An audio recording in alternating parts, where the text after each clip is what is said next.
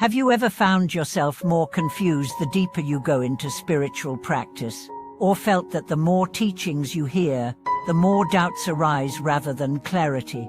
Welcome back, friends, to this channel where we peel away illusions and return to the essence. Today, we confront a common but often unspoken dilemma. Why does practicing Buddhism sometimes feel like it's making things worse, not better? And could it be because we misunderstood the path from the very beginning? This is a topic many seasoned practitioners silently endure. You begin with faith, passion, and perhaps even blissful experiences. But as time passes, that initial inspiration starts to fade, doubts creep in. You attend more talks, read more sutras, switch teachers, try different techniques, and still, a fog remains. Why? The answer lies not in Buddhism itself, but in how we approach it. From the start, many seekers pursue Buddhism as a means to achieve something: peace, success, even spiritual status.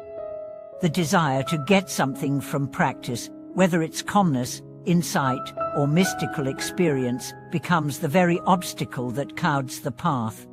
This subtle grasping often goes unnoticed. It's cloaked in spiritual language. You say you want to be free of ego, but secretly you're seeking the identity of a deep practitioner. You say you want peace, but you're constantly evaluating whether you're more peaceful than last week. The spiritual ego is more dangerous than the worldly ego because it hides behind robes and rituals. One of the most compassionate teachers once said, "The moment you pursue Buddhism like a Kriya, you've lost the Buddha." And it's true. The path is not about accumulation, it's about shedding. Not about becoming more, but realizing you were already enough. Many seekers fall into confusion because they jump into advanced practices before mastering the basics. You try to penetrate emptiness, meditate for hours, memorize complex doctrines without deeply contemplating the Four Noble Truths. But Buddhism is not a set of techniques. It's a complete reorientation of how you see reality. If you don't understand suffering not intellectually but viscerally, how can you long for liberation? If you haven't observed how craving governs your thoughts and actions, how can you truly let go? A senior monk once shared a story.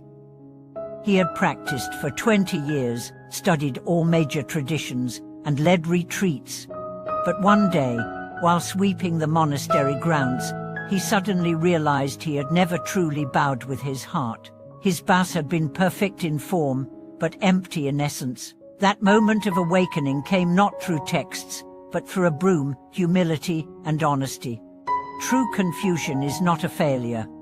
It's a signal. A signal that something within needs realignment. Often, that something is our intention. Did we come to the Dharma to fix our lives, or to see through life itself? Many approach Buddhism like self-help with incense. They want solutions, not truth. But the Dharma doesn't solve life, it reveals its nature. And that nature includes impermanence, unsatisfactoriness, and non-self. If you expect Buddhism to make life smooth, you will feel betrayed. If you embrace it to see clearly, then even suffering becomes a teacher. There's a story of a woman who left her job, sold everything, and moved to a mountain hermitage. For months she practiced diligently, chanting, meditating, fasting. But internally, she grew more agitated. One night she cried out, "Why is this not working?" An old nun heard her and simply said, "What were you expecting?" That simple question shattered her illusion. She realized she had been practicing not out of devotion, but desperation. She wanted Buddhism to erase her pain, not transform her relationship to it. From that night onward, she began again, not from ambition, but surrender. This is the key shift. True practice begins not when you gain something, but when you stop needing to gain. When you sit not for peace, but to meet yourself. When you chant not for merit, but to remember the Buddha. When you bow not to appear devout, but because your heart can't not bow. Another trap that causes confusion is intellectual overload. We live in an age of infinite teachings, live streams, podcasts, and commentaries. The mind gets full, but the heart stays empty. You know 1,000 quotes, but can't stay present for one breath. Master Inquan said, "Better one teaching practiced than 100 memorized. Study less, contemplate more. Read one sutra deeply, rather than skimming through many. The Dharma is not a library. It's a mirror. And a mirror only works when you stop running." Some become confused because they switch paths too quickly. A year in Zen, then Tibetan Vajrayana, then Theravada, then Pure Land, then back again.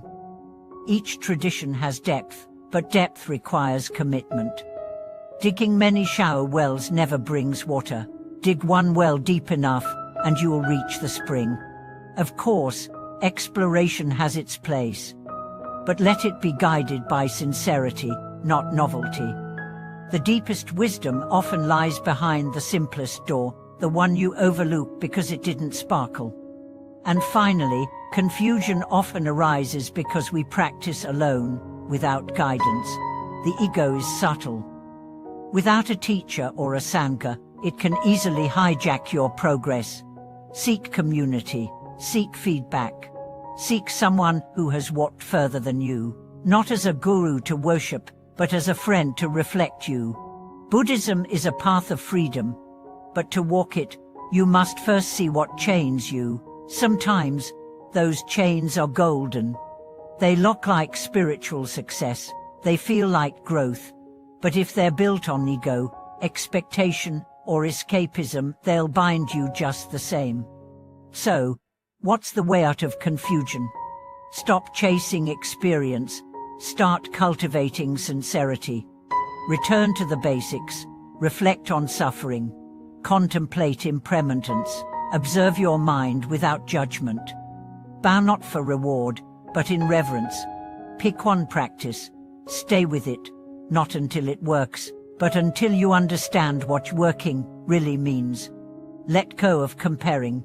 Let go of proving. Let go of needing clarity. Sometimes confusion is clarity in disguise. Sometimes darkness is not punishment, but preparation. The Buddha did not promise enlightenment tomorrow. He promised a path you walk with courage, honesty, and patience. And on this path, even confusion is sacred if you meet it with awareness.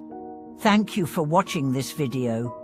If you've ever felt lost or stuck in your practice, you're not alone. Share your journey in the comments. Let's remind each other that the path is not a straight line, it's a spiral, a wave, a storm. And in every node, the Buddha is calling us home. Don't forget to like, subscribe, and help spread authentic Dharma wisdom with others.